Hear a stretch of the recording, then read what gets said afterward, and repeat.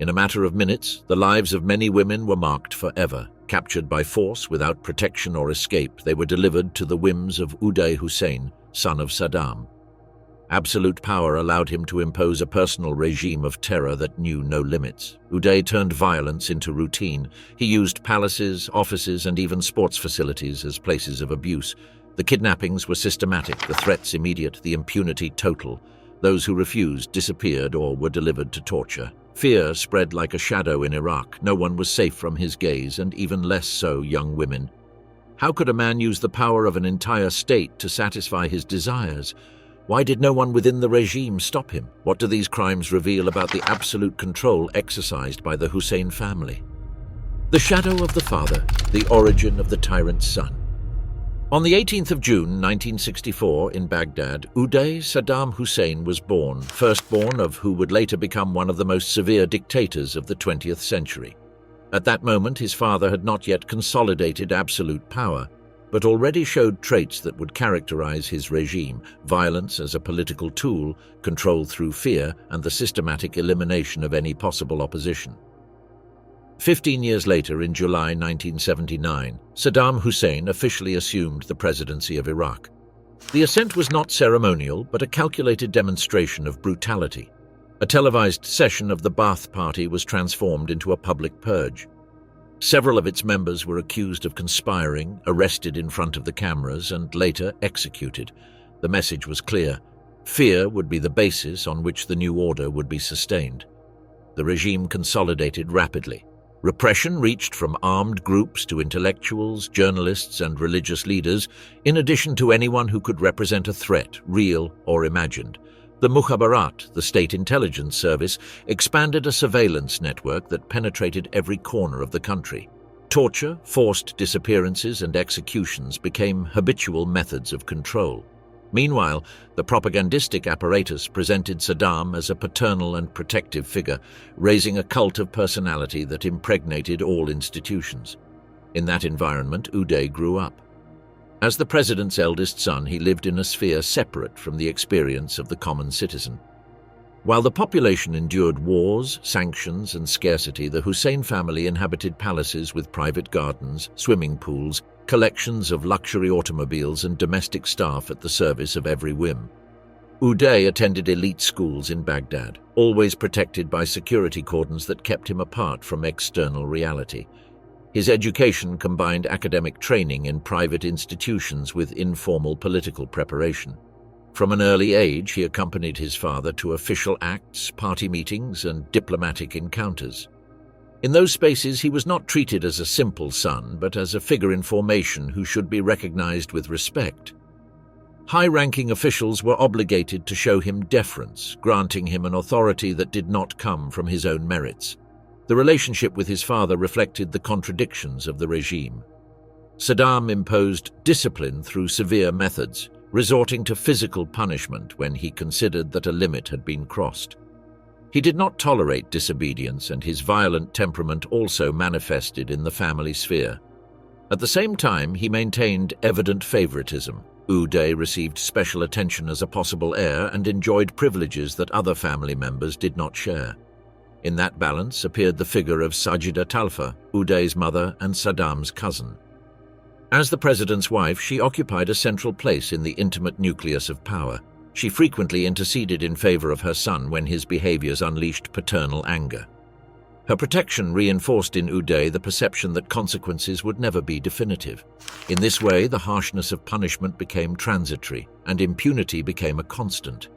Uday's daily environment was crossed by normalized violence. The public executions ordered by Saddam were not hidden, but presented as examples of revolutionary justice. From a very young age, Uday had direct access to those demonstrations of force. Far from interpreting them as exceptional episodes, he assumed them as part of his country's political life. He thus learned that power included the capacity to decide over the lives of others. Soon, differences began to be noted between father and son in their conception of power. Saddam applied violence with strategic purposes: consolidate the hegemony of the Ba'ath Party, eliminate rivals, and sustain social cohesion through fear. Uday, on the other hand, showed fascination with violence itself. He did not seek political objectives, but the immediate affirmation of his will. The presidential residences reinforced that isolation. Guarded by Republican guards, they functioned as luxury bubbles disconnected from the daily life of Iraqis. The president's children did not need to relate to those who were outside that circle. The contrast was evident. While the population lived under economic restrictions, constant surveillance and repression, the Hussein family enjoyed access to imported goods, education in exclusive schools, and private trips. From adolescence, Uday became familiar with the functioning of the repressive apparatus. He knew the mechanisms of the mukhabarat and maintained direct contact with its agents. Beyond a protocolary link, he began to use those services as personal instruments. It was enough for someone to make him uncomfortable for an order from him to result in arrests or interrogations. Sajida's influence continued to be determining. Every time Uday's excesses provoked severe sanctions, the mother intervened to limit the punishment. This pattern reinforced the conviction that he could transgress limits without lasting consequences. Saddam corrected him when his acts became too visible, but there was always a margin of indulgence that protected him. The cult of personality designed around Saddam also extended to his children. State media presented Uday as a young patriot and educated participant in official ceremonies, sporting events, and institutional visits. However, the distance between that public image and his private conduct became increasingly evident. His abusive behavior multiplied in spaces where there were no cameras or supervision. In the private schools where he studied, his condition as presidential son placed him in a position of privilege. Professors and directors avoided imposing sanctions that did fall on other students. The result was the consolidation of a personality marked by arrogance and supported by the certainty that his surname exempted him from responsibilities. Within the residences, the domestic staff was subjected to his whims. Drivers, servants, and employees suffered humiliations or physical punishments at the slightest perceived fault. These episodes, documented later, reinforced the perception of Uday as an untouchable figure even in his own home. The early fascination with firearms completed his formation. From adolescence, he began to collect pistols and rifles, many of them imported. He did not limit himself to exhibiting them as status symbols. In private meetings, he used them imprudently, shooting into the air or pointing at acquaintances to intimidate. For him, power was not an abstract concept nor a political strategy, but a direct exercise of violence. In this environment, molded by Saddam's absolute control, Sajida's indulgence and the isolation of the palaces, Uday's personality was formed. A combination of privilege and violence that, with time, would be projected toward the public sphere of Iraq and would become one of the darkest elements of the regime. What in those years was barely a domestic pattern would soon begin to be expressed in institutions and official positions that would grant him much greater power. Early childhood, the awakening of the predator. The private schools of Baghdad, reserved for the political and economic elites, were the first scenario where Uday Hussein's conduct began to differentiate from the rest. These institutions operated under strict security control, and the professors were fully aware that among their students was the president's son. This condition placed him in an exceptional position in which the disciplinary norms applied to others rarely came to touch him. With the passage of years, the memory of his companions left record of behavior characterized by aggression without apparent motive. Blows, public humiliations, and arbitrary whims became a habitual part of school life. The teachers, fearful of consequences, opted to ignore these conducts. The result was the consolidation of a pattern in which violence was normalized and impunity seemed assured. One of the most remembered episodes in Baghdad's educational circles occurred during Uday's adolescence. In a gesture of open defiance, he brought his girlfriend to class, directly contravening the center's rules. A teacher decided to reprimand him in front of the group, a gesture that was interpreted as a personal affront. Days later, that teacher disappeared without leaving a trace.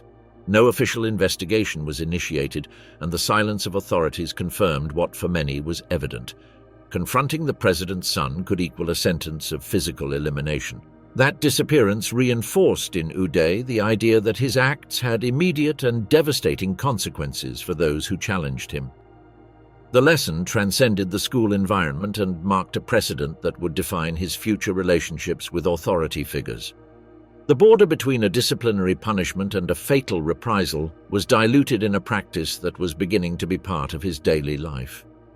In parallel, his fascination with firearms intensified. From early adolescence, he collected pistols and rifles, many of them imported especially for his use. It was not only about pieces exhibited as status symbols, but instruments that he used imprudently in private meetings, shooting into the air or using them as a method of intimidation in front of acquaintances. Violence also extended to the animals that inhabited the gardens of the presidential residences. Dogs, cats, and birds became targets of practices that went beyond recreational hunting. It was not about an occasional pastime, but dominion exercises in which the elimination of vulnerable beings reinforced his conception of power as the capacity to decide over life without any restriction. The domestic staff that worked in the residences directly experienced this pattern of abuse. Drivers, servants, and employees were subjected to treatment that combined arbitrary orders with physical punishments for minor faults or simple changes in the young man's mood. The testimonies collected later by journalists and deserters confirmed that aggressions were routine.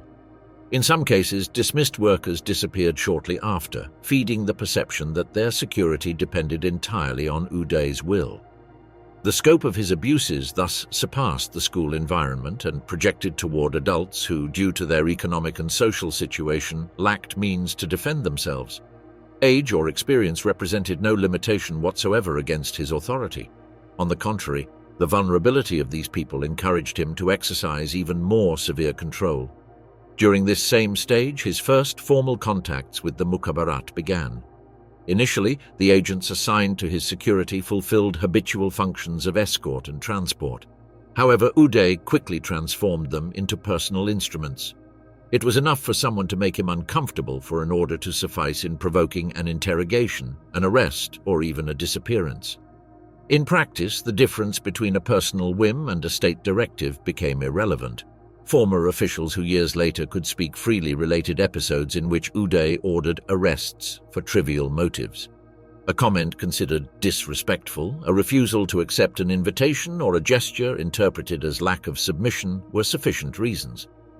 The Mukhabarat agents fulfilled these instructions without questioning either their legitimacy or their proportionality. His kinship with Saddam was sufficient to mobilize state resources in his favor. On the 18th of October 1988, an episode marked a turning point in the public perception of his brutality. In Baghdad, a reception was being celebrated in honor of Suzanne Mubarak, wife of the President of Egypt, who was on an official visit. The meeting congregated diplomats, party members, and those close to the presidential circle. In the middle of the event, Uday lunged against Kamal Hanna Gegeo, personal server of Saddam Hussein. He accused him of having facilitated his father's relationship with Samira Shah Bandar, a woman with whom the president had secretly married. Uday interpreted that union as a direct threat to his mother Sajida Talfa's position and to his own status as firstborn. Before the gaze of numerous international guests, Uday took a cane with metallic handle and repeatedly beat Kamal Hanna until killing him. The murder, committed at a diplomatic reception, caused commotion due to the violence of the act and the presence of high-level foreign witnesses. The reaction of those present was absolute silence. No one intervened, and no investigation was opened later. The impunity was so clear that the fact was not even attempted to be covered up. Saddam's fury was not due to the crime itself, but to the imprudence of committing it publicly in front of diplomats. As a disciplinary measure, he sent his son to Switzerland in temporary exile. However, this sanction was brief and more symbolic than real. He soon returned to Iraq, resuming his life with the same privileges as before. Kamal Hanna's murder revealed to the international community the nature of the power that Uday exercised. It confirmed that his excesses did not generate lasting consequences, and that not even a crime committed in front of foreign diplomats could alter his privileged position. In the following years, reports from different embassies began to register constant rumors about aggressions, kidnappings, and violent episodes linked to his figure. Although the regime's informative control prevented confirming them officially, the repetition of those reports suggested a systematic pattern of abuse. Fear extended not only to direct victims, but also to their families who were silenced through threats or reprisals. Parallel, Uday began to construct a public image through appearances at official acts, presenting himself as a natural heir within the regime. State media showed him at ceremonies, sporting events, and institutional visits. That projection contrasted with his private life, where violence, excess, and abuse became increasingly frequent. The parties at private residences were transformed into spaces where alcohol, weapons, and outbursts of violence were a habitual part of the dynamic. Guests and employees found themselves exposed to an environment in which aggression was considered a normal component of his intimate circle's social life.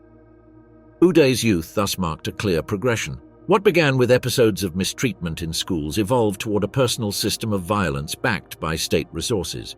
The teacher's disappearance, abuse against workers, the use of the mukhabarat as a private tool, and the public murder of Kamal Hana were steps in a trajectory that would not stop there, but would project toward increasingly broader spheres of power.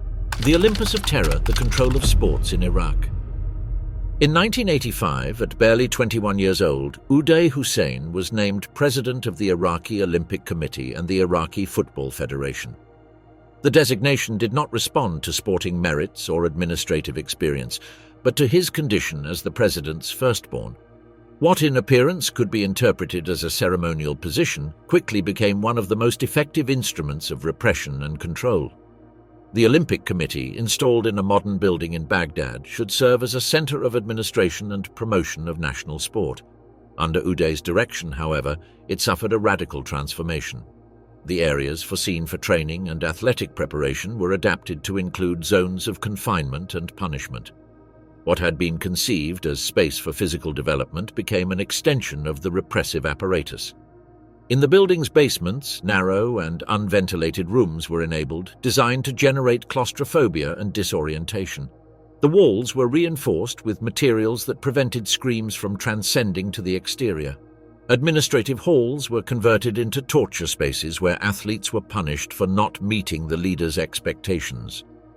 Access to the building remained under control of Mukhabarat guards and the Republican Guard. No one entered or left without express authorization, consolidating the militarization of a precinct that should be sporting. The punishment methods were applied systematically. One of the most frequent consisted of lashes with electric cables.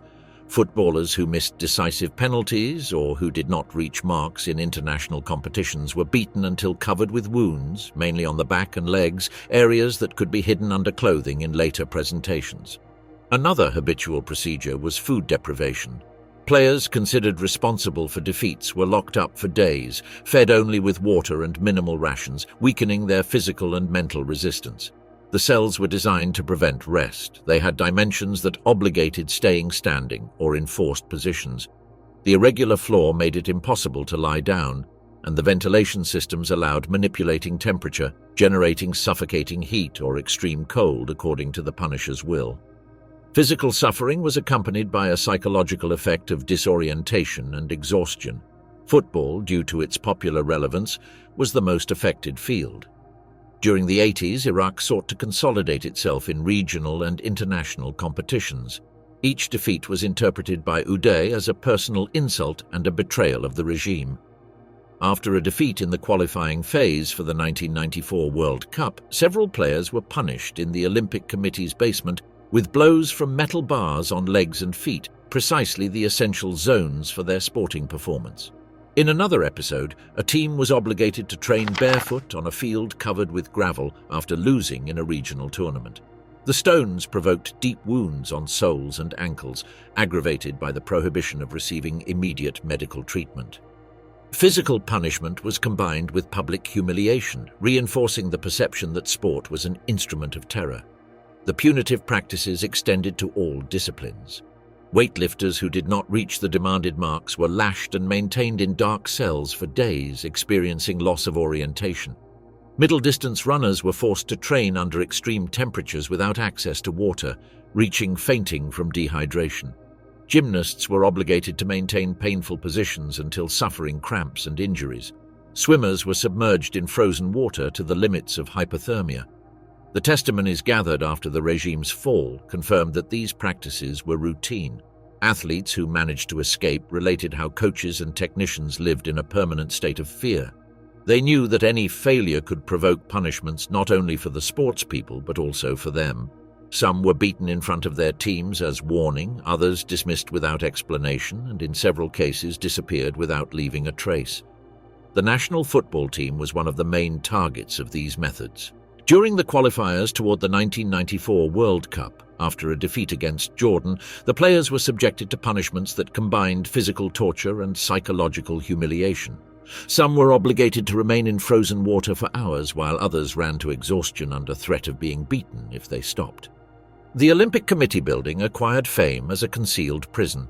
The basements had reinforced doors and minimal ventilation.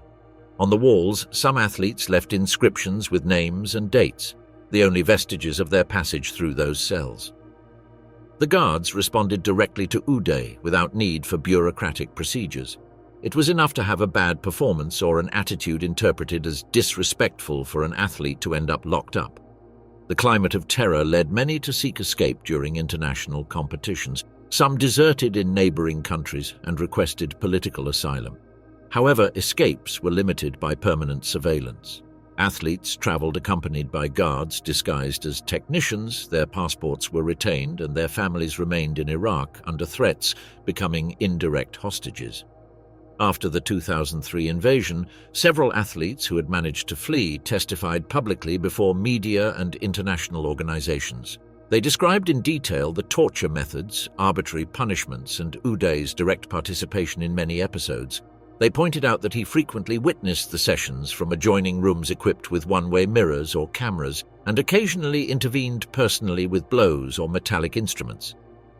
Public humiliation was another central component. Players designated as responsible for defeats were obligated to shave their heads or to parade with torn uniforms in front of their companions. The punishment did not only seek to inflict pain, but also to break morale and exhibit failure as an example. The system implanted in Iraqi sport responded to propagandistic logic. Each victory obtained was attributed to Uday's management, who appeared in interviews as directly responsible for national success. Defeats, on the other hand, were punished with violence, establishing a perverse link between sporting performance and physical survival. The Hell of Women, the Eternal Night of Subjugation. The control that Uday Hussein exercised over Iraqi sport represented only one dimension of a much broader system. Parallel to the repression of athletes, he constructed a network destined to subject young women through kidnappings, abuse, and disappearances. It was not about isolated episodes, but an organized structure that used state resources, family intimidation, and public institutions as capture tools. Universities and educational institutes became selection points. Directors and professors received instructions to identify students considered attractive and with good academic performance. The convocation was disguised as recognition for student achievements or participation in cultural programs. The young women, mostly between 15 and 19 years old, received official citations impossible to reject. For many families, these invitations seemed like progress opportunities. The deception was only revealed when the students were transferred to private residences controlled by Uday. The kidnappings also extended to social celebrations. At weddings and family gatherings, Uday would burst in, accompanied by armed guards. His presence transformed the atmosphere, music stopped and guests remained silent. He selected women at his whim, and the order to accompany him was presented as invitation, although everyone knew it was an imposition. Resisting meant putting at risk not only the chosen woman, but her entire family. In Karbala at the end of 1998, a 19-year-old young woman was removed from a wedding and transferred in official vehicles. Days later, her body appeared on the outskirts of the city with signs of torture. When her father tried to promote an investigation, he was arrested and disappeared from official records. This pattern was repeated systematically. Any attempt at search was suffocated with violence. The streets of Baghdad also offered no security. Luxury vehicles belonging to Uday's escort stopped in front of schools, parks, or shopping centers. Young women were obligated to get into the automobiles under threat or through the use of force. Intimidation extended to families who understood that cooperating was the only way to avoid reprisals against other relatives. This climate of terror led many families to restrict their teenage daughters' movements. The state media apparatus became another space of capture. From the late 80s, Uday showed interest in television presenters and young singers. Officials from the Ministry of Information received instructions to summon them with proposals for exclusive contracts or professional promotions. Once contact was established, refusal was practically impossible. Those who rejected later invitations saw their contracts cancelled or disappeared from television without official explanation. The residences used to retain women were located in exclusive neighborhoods of Baghdad, such as Mansour or Karada, in addition to properties in Mosul and Tikrit. They were protected by high walls and permanent armed surveillance. Inside, soundproofed rooms, hallways with restricted access and camera systems guaranteed total isolation. Some residences included basements adapted as isolation cells, small and without windows, where victims could remain entire days without human contact. The operational structure of these properties showed systematic planning. Medical staff was available to attend serious injuries, transport to move women between different houses, and detailed records with photographs and personal information. The guards operated under Uday's direct orders and controlled access to basic services, food and water. Among the cases documented after the regime's fall is that of a law student from the University of Baghdad, summoned to what her family believed was an academic ceremony. She never returned. Her father, a secondary school teacher, was dismissed and threatened when trying to ask about her whereabouts. Another case involved a singer from Basra invited to present at one of Uday's palaces. She was separated from her musical group, and days later her death was announced as suicide. The burial was immediate and without independent examination, which reinforced suspicions about its true cause. Survivors who managed to escape confirmed the magnitude of the system. A woman kidnapped at 17 years old was transferred to a residence in the Mansour neighborhood, where she remained several days subjected to aggressions before being released with explicit threats against her family. Another, who escaped to Jordan, related having been retained in a villa adapted with surveillance systems and rooms designed to prevent any escape attempt. The real magnitude began to be known after the 2003 invasion, when foreign forces inspected properties linked to Uday. In an installation near Baghdad's international airport, they found cells destined exclusively for women, some the size of a closet and with soundproofed walls. On their walls, inscriptions were found engraved with names and dates corresponding to the years 2000 and 2001. These traces constituted material evidence of the kidnapping and retention system. The findings also included rooms with medical equipment and surveillance cameras. Iraqi sanitary staff later declared that they were summoned during the night to attend women with serious injuries, but were prohibited from registering data or asking about their identities. They described fractures, hemorrhages, and clear signs of violence. After receiving basic attention, patients were removed without completing hospital treatments. The set of testimonies and findings confirmed that it was not about impulsive conducts, but an organized system. The network operated with specialized logistics, adapted properties, trained staff, and state resources. Women were selected according to specific criteria, transferred through established protocols, and confined in conditions of absolute isolation. Impunity was assured through family intimidation and witness elimination. Tragedy of the air power broken in madness and excesses. The night of December 12, 1996, marked a turning point in Uday Hussein's life. While he was moving in an armored vehicle through the Mansour neighborhood, an exclusive residential area of Baghdad, he was ambushed by an armed group. A close burst of shots perforated the car's defense and reached Uday with several impacts. The wounds compromised his spinal column, pelvis, and lower extremities. The immediate transfer to Ibn Sina Hospital initiated a prolonged surgical intervention. Iraqi surgeons worked during dawn to extract projectiles and repair bone and nerve damage. They managed to stabilize his vital signs, but the sequelae were permanent.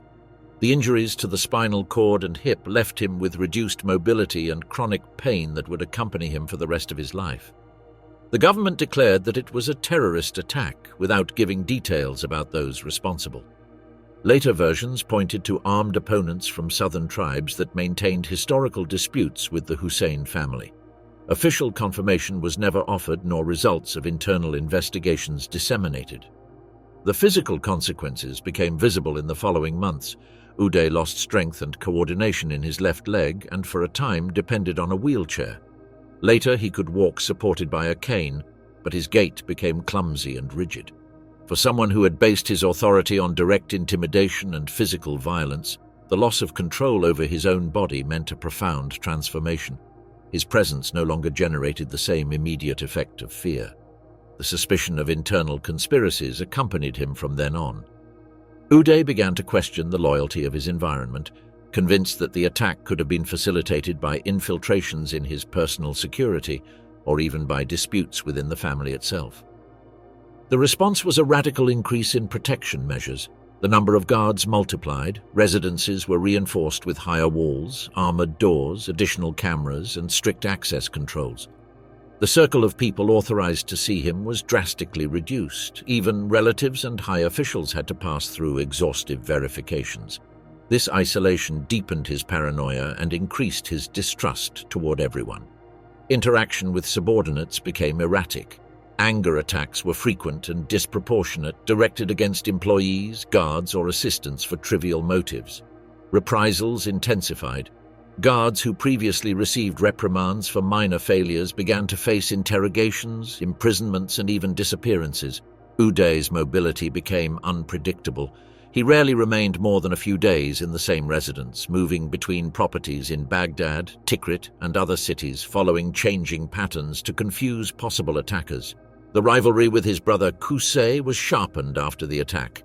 While Uday became erratic and violent, Qusay gained Saddam's confidence by demonstrating discretion and efficacy in controlling security apparatus and military operations. More and more officials considered Qusay as the true heir.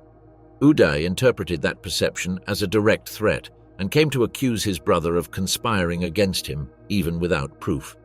Saddam tried to balance his sons by dividing responsibilities. Qusay received control over security and intelligence, while Uday maintained influence in sport, media, and propaganda. But the division did not resolve tensions. Uday felt displaced, and his paranoia grew at the rhythm of his isolation. In private life, consumption of alcohol and drugs increased notably. Although Iraqi law prohibited illicit substances, the presidential family was on the margins of these restrictions. Later testimonies from deserters confirmed habitual use of cocaine, hashish, and imported alcohol in his residences. Added to this was dependence on opiates initially prescribed as analgesics after the attack. The combination of medications, drugs, and alcohol altered his state of consciousness and potentiated his aggressiveness. Private parties were transformed into spaces of excess. The consumption of substances, the presence of weapons, and occasional violence became part of the daily environment. After his injury, these celebrations multiplied, functioning as escapes from physical limitations and distrust toward his environment. Behavior toward women intensified.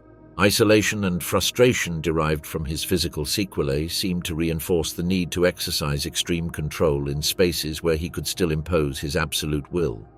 Violence and domination sessions became more systematic and prolonged in an attempt to compensate for his body's vulnerability with brutality exercised over others. The residences became fortresses. Several were equipped with underground escape tunnels, external bunkers, and surveillance towers. Every hallway and room had security cameras, communication systems were renewed to avoid interceptions, and all conversations were monitored.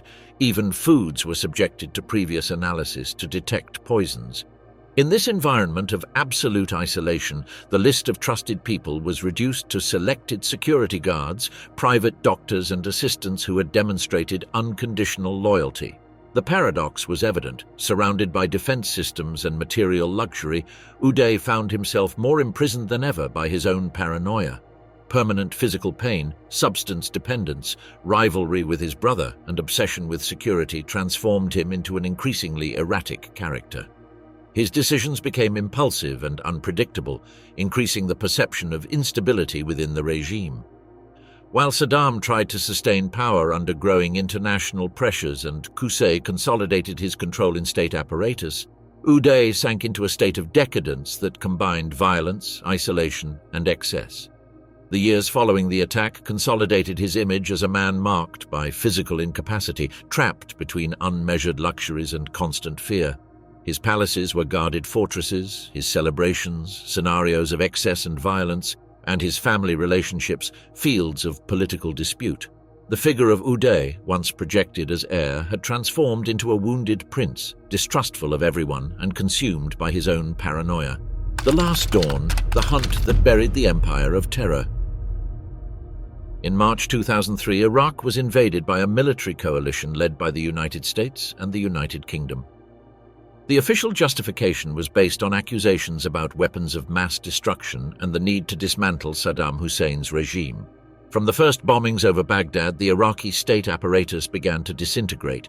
Ministries were targets of precise air attacks, military bases were systematically neutralized, and civil infrastructure collapsed in a matter of weeks. The presidential neighborhoods of the capital suffered intensive bombings directed specifically against the Hussein family's residences. These operations forced Saddam and his sons to abandon their habitual refuges and disperse throughout national territory. Uday, physically weakened since the 1996 attack, lacked the mobility necessary for an effective escape, but maintained a network of loyal guards and collaborators who facilitated his initial escape. Together with his brother Qusay, directly responsible for the Republican Guard and intelligence services, they organized a retreat toward the country's northern regions. These zones offered strategic advantages: known terrain, tribal support consolidated during decades, and an infrastructure of refugees prepared for emergency situations. Mosul and Tikrit became the principal points of their clandestine movements. The tribal protection networks played a fundamental role in this phase. The Hussein family had cultivated for years loyalty relationships with numerous Sunni tribes that had received economic privileges, preferential access to government contracts, and political protection in exchange for unconditional support. These alliances provided safe houses, specialized transport, and necessary logistics to keep the president's sons hidden after Baghdad's fall in April 2003. However, the military pressure exercised by occupation forces and the millionaire rewards offered for information about the Hussein family's location began to gradually weaken these traditional loyalties. Tribal fidelity faced the reality of possible reprisals by new authorities and the temptation of immediate economic benefits for providing data about the fugitives. During the months following the invasion, Uday and Qusay moved constantly between refugees distributed throughout northern Iraq. Their movements were rapid and calculated, never remaining in a location for periods superior to a few days. They depended on a network of former security officers, loyal party members, and tribal sympathizers who risked their own lives to protect them. American intelligence information indicated movements in the provinces of Nineveh and Salaheddin. The Hussein brothers were reported at different moments in Kirkuk, later in Tikrit, and finally in Mosul. Each sighting generated search operations that intensified progressively as information sources became more precise and reliable. On July 22, 2003, the escape reached its definitive conclusion. Task Force 20, an elite unit integrated by American Special Forces and military intelligence teams, received specific information about the fugitives' exact location. The data came from a source that had managed to confirm the presence of both brothers in a villa in the Al-Falah neighborhood in Mosul.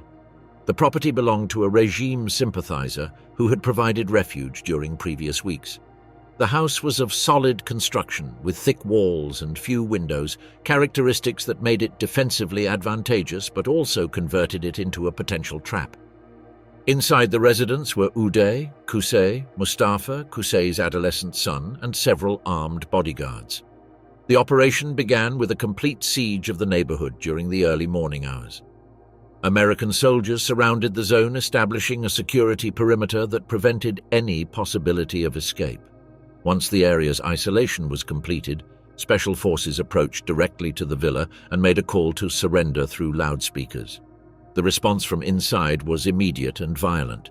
The house's occupants opened fire with automatic weapons from multiple positions, initiating a confrontation that would extend for 4 consecutive hours. The resistance was intense and organized, indicating that the defenders were prepared for a prolonged siege and preferred to die fighting rather than be captured alive. American forces responded with heavy weaponry that included precision rifles, machine guns, and grenades. The intensity of the exchange of shots escalated progressively until it was necessary to use rocket launchers to neutralize the most resistant defensive positions. The villa's structure began to deteriorate under the sustained impact of high-caliber projectiles. The battle was characterized by the determination of both sides. The defenders maintained fierce resistance despite being clearly outnumbered in men and weaponry. The assault forces proceeded methodically, neutralizing one by one the positions from which enemy fire originated. The building suffered significant structural damage that eventually compromised the defensive capacity of those inside. Toward the end of the confrontation, resistance weakened notably. Shots from inside became sporadic and finally ceased completely. Special forces proceeded to enter the destroyed villa, where they found the bodies of Uday, Qusay, Mustafa, and the bodyguards who had accompanied them in their last moments. Uday's corpse was considerably damaged by combat, but identification procedures were carried out using dental records and medical radiographs conserved since his treatment after the 1996 attack. American authorities officially confirmed his identity and later proceeded to photograph the remains for official documentation. The corpse's photographs were distributed to communication media and shown publicly as definitive evidence of the elimination of Saddam Hussein's sons. This decision responded to both political and psychological objectives. For the occupation forces, it was fundamental to demonstrate that the most feared members of the former regime had been definitively neutralized. The reaction of the Iraqi population to the images was complex and varied. In Baghdad and other main cities, groups of people congregated around public televisions to observe the corpse's photographs. Some expressed evident relief, interpreting Uday's death as the definitive end of a figure directly associated with systematic sexual abuse, sporting torture, and absolute impunity. However, others reacted with incredulity, maintaining suspicion that the images could be falsified or that it was a propagandistic maneuver. Fear persisted even before visual evidence, because for decades the population had learned to distrust any official announcement and to maintain caution before apparently definitive changes. In Mosul, where the final confrontation had occurred, the news generated immediate tensions in the neighborhood.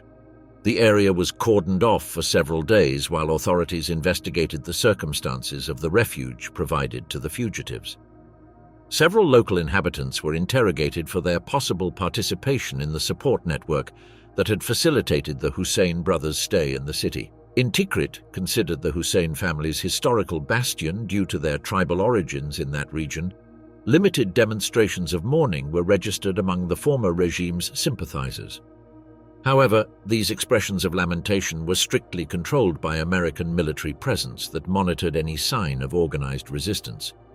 Uday and Qusay's death was perceived differently according to social groups and previous experiences with the regime. While some celebrated it as liberation from personal oppression, others interpreted it as part of the total defeat of a system that had provided benefits and protection to certain sectors of Iraqi society for decades. Uday Hussein's legacy remained defined fundamentally by the terror he had inspired.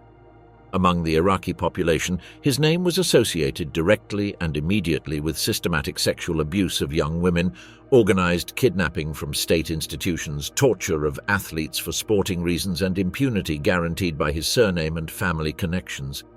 The stories about his acts had circulated in whispers for years, but after his death became more visible through testimonies collected by international journalists and organizations dedicated to documenting human rights violations. His figure was consolidated as a symbol of personal sadism and abuse of unmeasured power that transcended any political justification.